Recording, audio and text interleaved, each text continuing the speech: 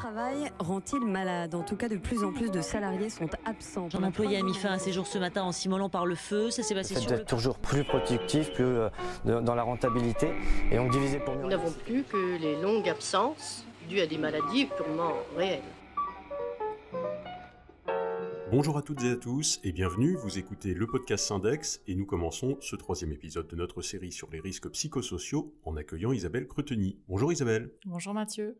Isabelle, tu es intervenante spécialisée dans la santé et les conditions de travail depuis une dizaine d'années. Et tu es sociologue du travail. Et tu vas nous parler aujourd'hui de quelque chose de très concret, le document unique d'évaluation des risques professionnels et son rapport avec les risques psychosociaux. Alors, qu'est-ce que c'est que ce document ? Alors, le document unique d'évaluation des risques professionnels, qu'on peut appeler DU ou DUERP, c'est le document dans lequel l'employeur recense l'ensemble des risques professionnels présents dans son entreprise. Donc, c'est un document qu'il doit remettre à jour chaque année et lors de chaque événement qui peut avoir un impact sur les conditions de travail des salariés. Un accident, un projet de réorganisation ou tout autre événement de ce type-là. L'employeur, il a une obligation qui est celle de préserver la santé et la sécurité de ses salariés. Pour cela, il doit évaluer les risques pour pouvoir mettre en place des actions de prévention des risques professionnels. Alors, le document unique, c'est souvent vu comme une obligation de l'employeur et puis un peu comme une usine à gaz par les représentants du personnel au CSE. Ils ne savent pas vraiment comment s'en saisir, ils ne savent pas ce qu'ils peuvent en faire et puis surtout, ils ne parviennent pas du tout à comprendre la manière dont les risques ont été évalués la plupart du temps. Et donc, comment participer à la prévention des risques professionnels à travers le document unique. Alors concrètement Isabelle, comment remplir ce document unique ? C'est d'utiliser un sujet, un verbe et un complément, d'écrire une phrase en fait pour décrire l'action, de manière à ce que toute personne de l'entreprise, représentant du personnel en l'occurrence, comprenne tout de suite de quoi il s'agit lorsqu'il lit le document unique. Je donne un exemple. Si on parle juste de charge de travail trop élevée, et puis à côté de ça, on va dire « il faut mieux répartir la charge de travail », ça ne veut rien dire, c'est-à-dire que c'est une déclaration d'intention et on ne comprend pas du tout à quelle situation on se réfère. Si on explique la situation réelle, le salarié a eu à traiter tant de dossiers en tant de temps, par exemple, qui peut être une situation quotidienne ou inédite. À côté, c'est beaucoup plus simple de trouver une mesure de prévention pour annuler le danger, enfin supprimer le danger plutôt, ou réduire l'exposition du salarié à ce danger. Qu'en est-il des risques psychosociaux ? Alors l'employeur, depuis 2008, a l'obligation de faire apparaître dans son document unique les risques psychosociaux comme tout autre risque, et puis de mettre en place des mesures de prévention des risques professionnels à côté. Il y a eu le rapport qu'on appelle le rapport Golac. En fait, c'est un collège d'expertise qui s'est réuni pour définir ce que sont les risques psychosociaux, qui a défini tout un tas de catégories de risques, pour exemple les exigences émotionnelles, l'intensité au travail.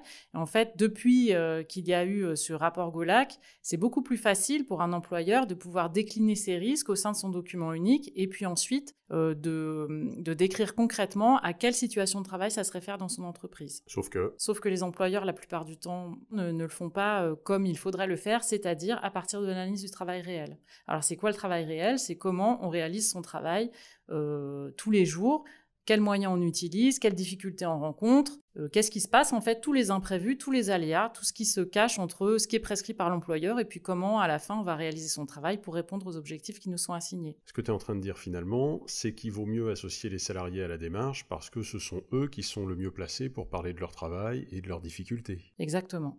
Mais alors comment ça se présente ce document unique ? Alors un document unique, ça peut se présenter de plein de façons. Simplement, il faut que ça soit présenté par unité de travail. Alors quand je parle d'unité de travail, c'est soit par critères géographiques, c'est-à-dire des gens qui travaillent dans un même endroit, ou alors par critères de métier ou de poste, les mêmes contraintes d'activité. Pourquoi ? Puisque pour pouvoir ensuite faire le lien entre un risque professionnel et une situation de travail, il faut bien qu'il y ait une cohérence entre les métiers ou entre les secteurs géographiques. Par exemple, des personnes qui travailleraient dans le même bâtiment entre un commercial et puis quelqu'un qui travaillerait plutôt au chantier dans le BTP, qui serait de passage dans le bâtiment pour emmener du matériel. Alors évidemment, il y a tout un tas de risques auxquels ils seront exposés de manière commune, qui sont liés, mais là qui seront des risques physiques. En revanche, tout ce qui va être justement risque psychosocial ne seront pas exposés aux mêmes. Les risques psychosociaux qui sont liés au métier de commercial ne sont pas les mêmes que ceux qui sont liés au métier de personne qui va travailler dans le bâtiment. Les représentants des salariés, comment est-ce qu'ils peuvent s'emparer de ce document unique d'évaluation des risques ? Alors, les représentants des salariés, ils sont consultés au sein du CSE annuellement sur la politique sociale de l'entreprise. Et au sein de cette consultation, il y a une consultation sur le PAPRI Pacte. Donc le PAPRI Pacte, c'est le programme de prévention des risques professionnels et d'amélioration des conditions de travail. Ce PAPRI Pacte, ce sont les mesures qui vont être prises dans l'année pour prévenir les risques professionnels. C'est un programme, en fait, des mesures qui vont être prises dans l'année. Le mieux, c'est qu'il y ait, avec un délai, à quel moment on va le faire, quel est le résultat attendu. Puisqu'ils sont consultés annuellement sur le PAPRI Pacte, il faut qu'ils se servent du document unique pour cette consultation-là. Puisque le PAPRI Pacte, les actions qui sont mises en œuvre, elles sont directement liées aux risques qui sont répertoriés dans le document unique. Sinon, ça n'aurait aucun intérêt. Le fait d'être consulté sur le PAPRI Pacte permet aux représentants du personnel d'utiliser le document unique pour pouvoir suivre réellement qu'est-ce que c'est que ce programme d'amélioration des conditions de travail et de prévention des risques professionnels.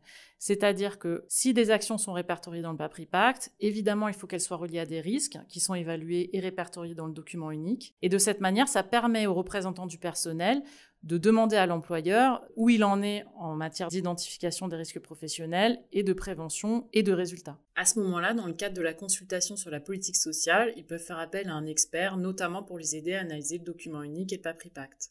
Si le document réalisé en fait par l'entreprise n'est pas satisfaisant, est-ce qu'il peut être contesté par les représentants des salariés ? L'employeur est responsable de la prévention des risques professionnels au sein de son entreprise et il est responsable de la préservation de la santé des salariés. Si d'aventure un risque était identifié dans le document unique, qu'il n'a pas mis en place de mesures de prévention des risques professionnels à côté et qu'il se passe un accident, eh bien, la responsabilité pénale de l'employeur sera engagée. On peut dire aussi qu'un employeur n'a pas d'intérêt à ce que les risques psychosociaux s'accroissent au sein de son entreprise. L'employeur n'a pas intérêt à ce que les risques psychosociaux s'accroissent en effet dans son entreprise, d'une part parce qu'il a une obligation en matière de résultats et de préservation de la santé, et d'autre part parce qu'on sait maintenant que ça a un coût avéré sur les finances de l'entreprise, notamment parce qu'il y a beaucoup d'arrêts de travail, de l'absentéisme qui s'accroît lié aux risques psychosociaux. Pourtant, aujourd'hui, la manière dont les employeurs évaluent les risques psychosociaux demeure toujours la même, c'est-à-dire qu'ils vont constater l'existence du risque par sa conséquence, ils vont dire il y a du stress, il y a des salariés qui sont en burn-out, il y a de l'absentéisme. Alors qu'est-ce qu'on va faire ? On va mettre en place une ligne, un numéro vert pour que les gens puissent appeler, se plaindre, ou alors on va dire que ce sont les managers qui sont responsables de détecter dans leur équipe les personnes en mauvaise santé. On n'est plus dans la prévention là, on est dans la réparation. Et nous, ce qu'on cherche à atteindre, à travers l'évaluation des risques professionnels dans le document unique, c'est bien d'élaborer des mesures de prévention primaire, c'est-à-dire de modifier l'organisation de manière à ce qu'elle soit plus adaptée au travail des salariés et qu'elle ne mette pas en risque leur santé. Et dès lors qu'on touche à l'organisation, même que les représentants du personnel commencent à parler d'organisation, ça ne plaît pas aux employeurs, puisqu'ils considèrent que l'organisation, c'est leur travail et pas celui des représentants du personnel. Est-ce que les représentants des salariés doivent faire le travail eux-mêmes ou faire appel à un expert ? Faire appel à un expert, ça coûte de l'argent. Comment ça se passe ? Tout dépend en fait de l'état des risques professionnels en entreprise. Évidemment, ils peuvent faire appel à un expert dans le cadre de ce qu'on appelle une expertise pour risques graves, où on intervient à la demande des représentants du personnel dès lors que ce risque a été constaté, mais il faut un certain nombre d'indicateurs. Une augmentation des arrêts de travail, une augmentation de l'absentéisme, peut-être le médecin qui a déclaré qu'il avait des inquiétudes pour un certain service. En tout cas, on ne peut pas déclencher une expertise risque grave juste parce qu'on s'inquiète un peu pour les salariés. Il faut tout un faisceau d'indicateurs pour justifier l'existence du risque. Que les représentants des salariés peuvent aller collecter eux-mêmes d'ailleurs. Tout à fait, ils peuvent aller les collecter eux-mêmes. D'ailleurs, lorsqu'on est appelé pour être désigné sur une expertise risque grave, on les aide toujours à monter ce qu'on appelle la délibération, c'est-à-dire ce qu'ils vont lire quand ils vont nous nommer au moment de l'instance, pour qu'elle soit le plus alimentée possible, de manière à ce que l'employeur ne puisse pas aller contester l'existence de risque et donc contester l'expertise devant le tribunal en disant qu'elle n'a pas lieu d'être. Puisque perdre contre un employeur sur l'existence d'un risque, ça n'aide jamais beaucoup les représentants du personnel au CSE. Il y a des employeurs, j'imagine, qui sont ouverts à faire appel à des experts pour la prévention. Alors ouvert. Quand on intervient dans le cadre d'une expertise prévention des risques professionnels, qui a un cadre légal bien défini, Les employeurs, en général, n'aiment pas trop ça parce qu'ils n'aiment pas que des personnes extérieures viennent regarder chez eux comment ça se passe. Et puis, souvent, ça fait remonter des risques professionnels auxquels ils n'ont pas vraiment envie de s'attaquer puisque ça remet en cause leur organisation du travail. Eux-mêmes, lorsqu'ils font appel à un cabinet extérieur qui intervient pour la direction, puisqu'il y a bien 2 sortes d'interventions, les interventions pour les représentants du personnel et les interventions à la demande de la direction, souvent, on constate que l'analyse des risques, elle va être très psychologique, très psychologisante, c'est-à-dire qu'on va rattacher à des caractéristiques individuelles le fait de n'avoir pas supporté telle ou telle condition de travail. Alors qu'en réalité, l'objectif d'une prévention des risques professionnels, c'est bien de pouvoir mettre en place des mesures de prévention collectives qui servent à tout le monde, même si un seul salarié a déclaré que ça avait des effets sur sa santé. Oui, c'est-à-dire en fait plutôt se pencher sur le contexte que sur la psychologie des individus. Exactement. Merci Isabelle. Merci Mathieu. Voilà, c'est tout pour aujourd'hui. On espère que vous en savez plus sur le document unique d'évaluation des risques. Rendez-vous la semaine prochaine pour un nouvel épisode, et cette fois-ci, nous recueillerons le témoignage d'un représentant des salariés du CHU de Nantes. Si vous avez des questions, rendez-vous dans la rubrique Contact de notre site syndex.fr et suivez-nous sur les réseaux sociaux. D'ici là, portez-vous bien.